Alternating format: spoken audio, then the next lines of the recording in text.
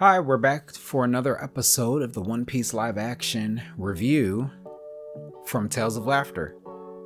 We're going to be looking at the episode in which the Straw Hat crew arrives at the Baratier and they meet Sanji and they learn about this young chef and his passion for cooking. And they have a duel on the docks with the infamous Warlord of the Sea, Hawkeye Mihawk. So the first thing I noticed in this episode that was interesting to me is it's a pretty nice episode so far. I like how they introduce things. I like the setup of the entire story. I really like how the Baratier looks. It's just a very warm, it seems really big, inviting space. I think it's really great. And it makes a lot more sense that the Baratier would have a dining room that's built up instead of out. I just like it. Really great start to the episode. Sanji really feels like a part of the Baratier. He seems like he belongs on that set. He feels like he belongs in that environment. And it feels like when the Straw Hats come, they really are pulling someone out of their environment when they're trying to get him to join, which is really good. It's not like Sanji was just this character. I can't wait for the main plot to come so I can go join it. He actually seems like he belongs in the Baratier, which is really good. I also wrote down that Hawkeye really looks good in here. He's probably one of the most interesting looking characters in One Piece. So I'm glad they adapted him so well here. And I like the choice of the actor who was playing Mihawk. It was just really great stuff. And it all seemed to work. Another thing I'll note about the series is that the series kind of opens with the Straw Hats on their ship and they're being chased down by Garp. And this is the first time that Luffy really felt like Luffy for me. So as a person who speaks some Spanish and am familiar with a lot of Latino culture, it really threw me off to insert that context into Luffy for me. And so when I saw that, I really, on my first viewing, it was hard for me to imagine Iñaki Godoy as Luffy. But on my rewatch, seeing him in every single scene, especially from episode 1 and even from episode 1, I really notice how well he captures Luffy. And so I really enjoy him now. And on my first watch, I was very hesitant. I was like, man, he just doesn't feel like Luffy to me. And it wasn't until this episode 5, where he's yelling at Garp that he really felt like Luffy. So Garp chasing him and him looking at Garp and going, he'll never go back. And he's screaming at him from his ship. I was like, that's a very Luffy thing to do. And he really committed to that. And I was like, oh yeah, that is Luffy. This is Luffy. And it made me feel a lot more comfortable. And I really liked that from him.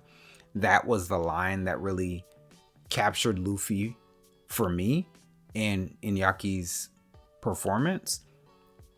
And then going back and looking at all the episodes, he just really felt like Luffy.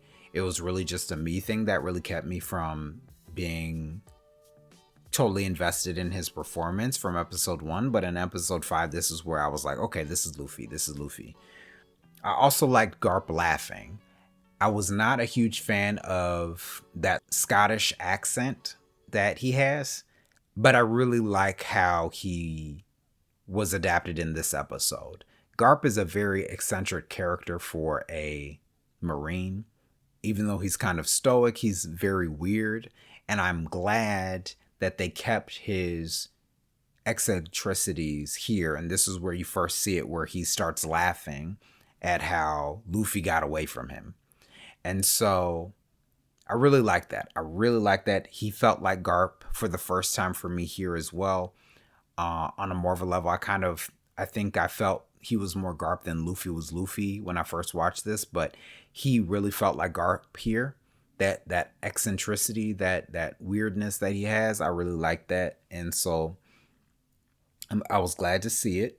Usopp casually lying here and just any conversation that the Straw Hats have together is really funny, and I like it. I like the way they do that. They need more of that. I will hope that they keep it. It doesn't steal from other characters. It doesn't steal the scene. It's just something to laugh at. I really like that.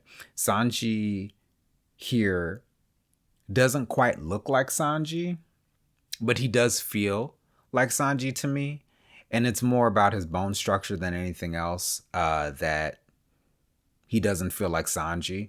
And I think that the way his hair is, the way it's framing his face kind of impacts that. I don't know if the hair needs to be thinner or more full, but probably more full, I imagine. But the way that his hair frames his face makes him seem less like Sanji for me.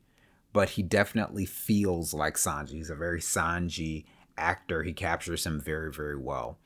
And certain scenes where his hair, I think it's just his hair. I don't know why, but I think it's his hair. Certain scenes where his hair is really good, I'm like, okay, this is Sanji. When it's not looking so great, I'm like, is this Sanji? But he definitely feels like a Sanji, so shout out to that actor. In this episode, we also see Nami kind of introduce her background as a part of the Arlong Pirates. And one of the things that we see in the main series is that she steals the Going Merry in order to get back to her island. I think that was a huge power move, but I also like the way that they handled things here as well. I thought it was fine. But I really will be missing that aspect of the plot. I really will miss that aspect of the plot. Zoro needs more scenes that are emotive. So in this episode, he fights with Mihawk. They go at it. He loses, and he makes a declaration to Luffy about him never losing again. They really, really need to bring a little bit more emotion out of him, either laughter or sorrow or anger. He needs that contrast in order for him to feel like a full character for me. And Maki and Yu is playing him very stoic, which I think works, but we need a lot more contrast for him. If it's not anger when he's interacting, when Sanji pushes him to that level, if it's not frustration when he's getting lost, if it's not sadness, thinking about losing. That was really his main scene. That's really the only time Zoro gets really sad, is when he was crying over losing to Mihawk. Or if it's just laughter and disbelief when he's interacting with Luffy. Zoro's a character that does laugh at times, and he does get excited and happy. So I'd like to see him take that emotional level up, especially as he interacts with Luffy. I don't know which emotion will work best, but I think they need to create that contrast for that character. I feel like it's really needed. So hopefully in the second season and later seasons, he's not so subdued. Well, that was my review of episode 5 of the Netflix One Piece live action series. Thank you for listening. I'm looking forward to more on this series later on as I go into episode 6 of the Baratier, where we have really great characters like Zeph and the Baratier.